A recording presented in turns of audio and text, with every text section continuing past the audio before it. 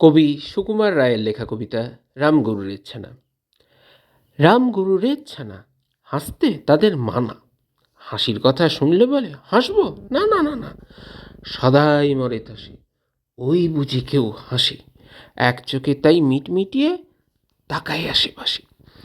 ঘুম নাহি তার চোখে, আপনি বকে বকে, আপনারে কয় হাসিস যদি মারবো কিন্তু তোকে।